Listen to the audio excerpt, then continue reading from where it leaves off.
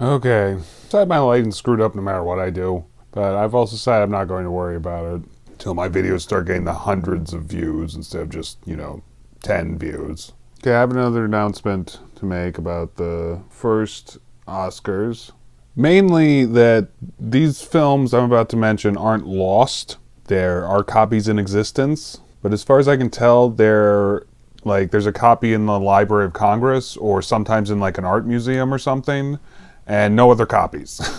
They never released it to the public outside of keeping these preserved, I guess. So they're preserved, they exist, but as far as I can tell, I can't watch them. So I'm just going to delete them from my list. Even if they come back, I don't care.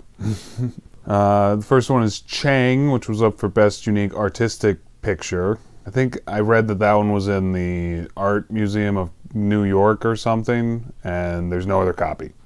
No other known copy, anyway. The other one was the winner of Best Comedy Directing. That's Two Arabian Nights. Again, I think that one's just in the Library of Congress. Write to them to get a copy, I guess. The next one is Sorel and Son, which I was reading was thought lost for a very long time, but they did find a copy, but I can't watch it. That was up for Best Dramatic Directing. It didn't win, though. I forget what one. Next two movies, again, both seem to be preserved, but aren't available to the public right now. The Noose and The Patent Leather Kid. They had a Best Actor nominee for the same actor, because this was one of the years that they allowed multiple movies for the same actor. Deleting those. Next one is A Ship Comes In and Sadie Thompson. So that's two. That were both up for Best Actress, but different actresses. But yeah, I can't watch them. So, bye-bye. Oh, and the last one, I actually can watch this one, but I have to rent it. And I'm not going to. It's called The Red Mill. But everything else I can watch. I think it's like 6 or 7 more films, including The Racket. And The Red Mill was it was the winner of Best Title Writing, the people who wrote the intertitles. It's like, yeah, who cares? Sorry to all you intertitle writers out there who are still alive. Okay, now I'm going to talk about The Racket.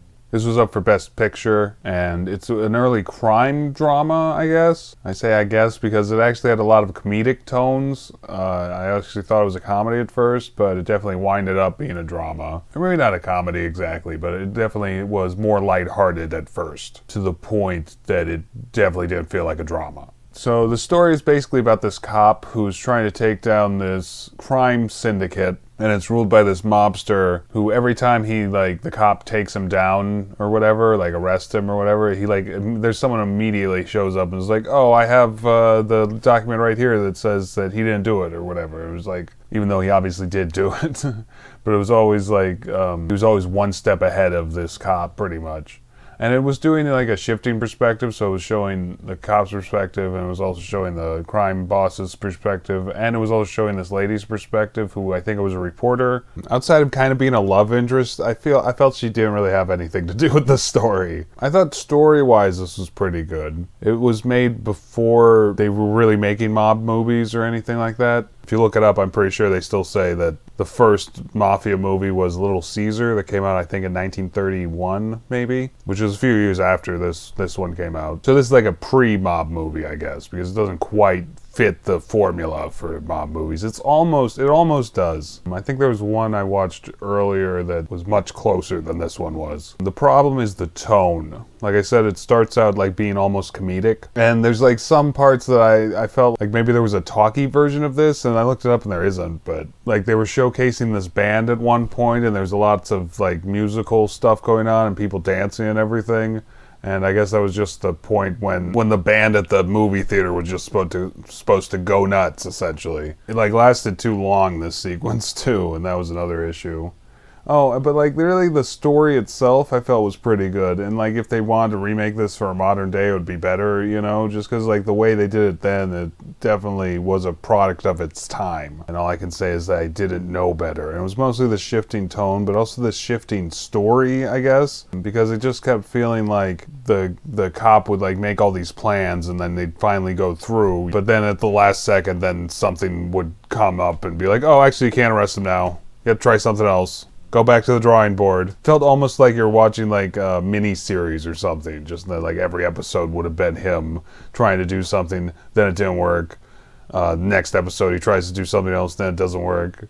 Final episode, you know, he finally gets something to work, takes the mob boss down, but it really just like, he keeps finding the line, crossing it, and then they're finding a new line after that.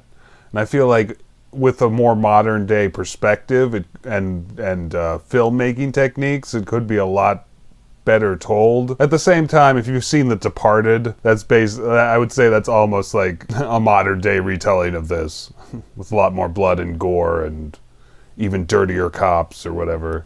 Oh, because that's one thing that like it kind of approaches the idea of the cop like doing more than the cop should, you know, like stepping out of the line of duty to take the law into his own hands, you know, like stepping beyond the law. I don't know if that makes sense.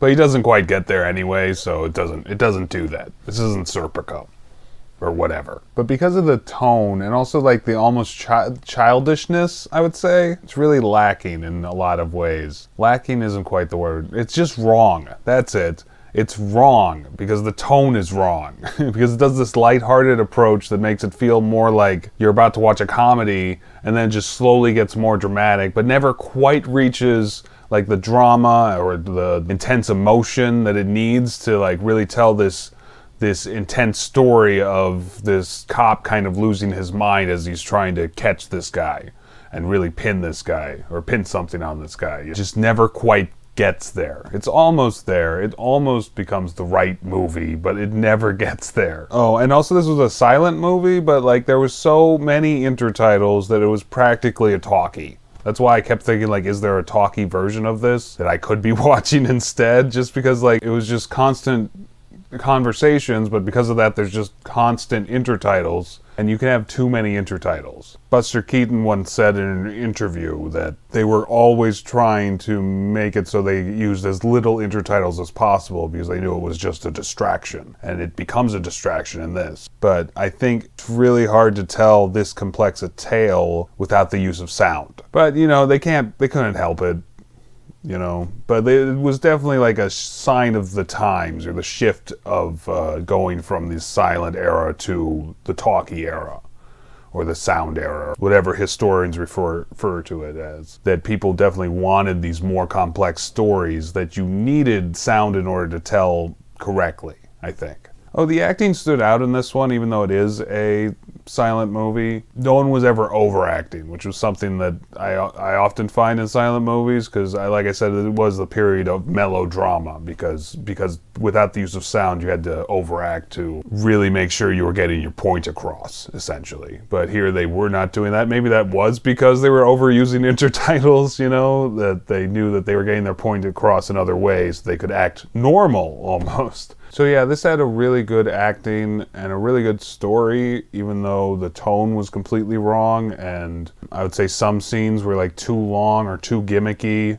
which again was just the style of the time, I know, but it was still like everything else almost works. Those things like drawing it back, I think I'll probably give this a 7.5, because it felt like around there, like a pretty enjoyable movie and a pretty good movie, but like had too many problems with it to make it much better than that. Really good acting, really good story, horrible tone. So yeah, like and subscribe, and thanks for watching. Feel free to suggest whatever, I'll get to it soon, and I'll see you tomorrow. I don't know.